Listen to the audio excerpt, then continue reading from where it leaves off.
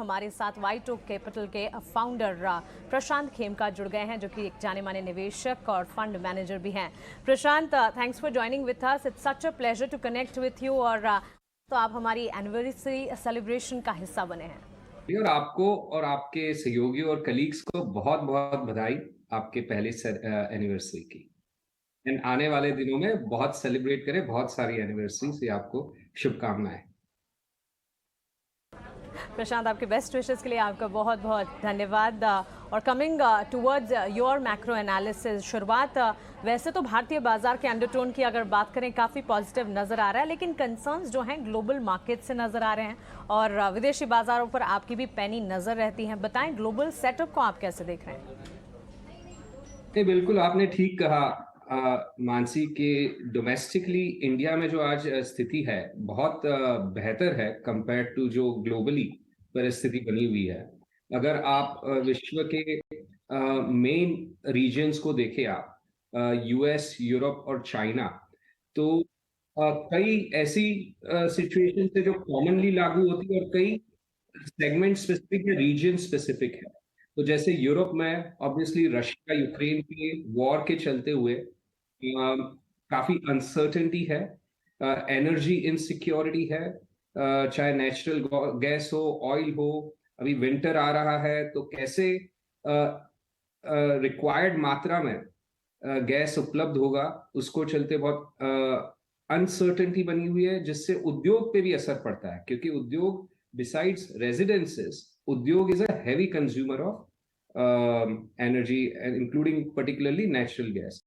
तो चाइना में अगर आप देखो तो वैसे कोविड को लेकर लगातार वो जो कोविड जीरो पॉलिसी को लेकर अनसर्टेनिटी बनी हुई है। यूएस में देखो, एंड यूएस एंड यूरोप दोनों जगह पे इन्फ्लेशन को लेके, एंड यूरोप में स्पेसिफिकली वॉर के वजह से भी, बट ओवरऑल इन्फ्लेशन को लेके वहां पे काफी अनसर्टेनिटी और मार्केट को कंसर्न्स है। तो ये सब के सामने आज इंडिया एक safe haven, Indian equity markets एक सेफ हेवन की तरह इस साल इन्वेस्टर्स को नजर आ रहा है। एंड इसी कारण से Indian market has held up much better. जो परफॉर्मेंस रहा है, जैसे ग्लोबली 20 से 30% सब इंडेक्सेस डाउन है डॉलर टर्म्स में। अगर आप इंडिया देखो तो डॉलर टर्म में फिर भी 10-1% डाउन है, कम ही डाउन है 10 से भी। That's a very good one coming from you Prashant. Safe haven के तौर पर डोमेस्टिक मार्केट्स, इंडियन मार्केट्स को इस वक्त देखा जा रहा है, which is a big positive. घरेलू बाजार की ही बात करते हैं, जैसे कि आपने कहा अंडरटोन तो काफ़ी हद तक पॉजिटिव नज़र आ रहा है। कायदे से अगर निवेश किया जाए, प्रशांत आपको क्या लगता है कितने रिटर्न्स भारतीय बाजार में बनते हुए दिख सकते हैं? आउटलुक आपका इस वक्त डोमेस्टिक मार्केट्स पर?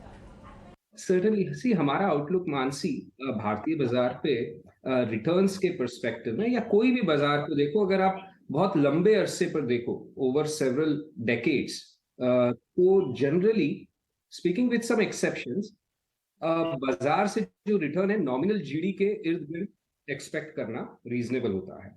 हमारी टीम जो है nominal GDP plus dividend yield पकड़कर चलती है। तो आज अगर इंडिया में नॉमिनल जीडीपी ग्रोथ रेट, और ये बाय द वे पिछले 30 साल का भी अगर आप देखो, 1992 से जब मोटा जब लिबरलाइजेशन का दौर शुरू हुआ, तब से भारतीय नॉमिनल जीडीपी 12% ग्रो हुई है। तो nominal GDP real GDP plus GDP deflator जिसे कहते हैं, जो कि इन्फ्लेशन के समान ही गिना जा सकता है फॉर ईज ऑफ अंडरस्टैंडिंग। तो वो भी करीबन 12% रहा है। वो 12% रहा है। कॉर्पोरेट अर्निंग्स ग्रोथ 12% रही है और मार्केट का रिटर्न भी 12% रहा है। तो अभी यहां से आगे चलते हुए हमारी धारणा में nominal GDP growth rate India की करीबन लो डबल डिजिट 10 से 11% पकड़ना उचित है over a long period of time. 10-20 साल का समय पकड़ो तो। एंड सिमिलर रिटर्न्स, आधा 1% आप डिविडेंड यील्ड और जोड़ना चाहे तो वो जोड़ सकते हैं, बट 10-11% रिटर्न रुपी टर्म्स में उसकी धारणा रखना एक व्याजबी धारणा है भारतीय मार्केट से। वो रुपी टर्म में, डॉलर टर्म में आप 3-4% कम पकड़ सकते हो, क्योंकि यूजुअली डॉलर अप्रिशिएट होता है इन्फ्लेशन डिफरेंशियल की वजह से। एब्सोल्युटली प्रशांत, भारतीय बाजार पर आपने अपना नजरिया बताया, थोड़ा सा और डीप डाइव अगर करें और सेक्टर स्पेसिफिक अप्रोच को अगर समझने की कोशिश की जाए, आपका पोर्टफोलियो एक्सपोजर की अगर बात करें, सबसे ज़्यादा कंट्रीब्यूशन, सबसे ज़्यादा कन्विक्शन इस वक्त कहाँ पर बनता दिख रहा है?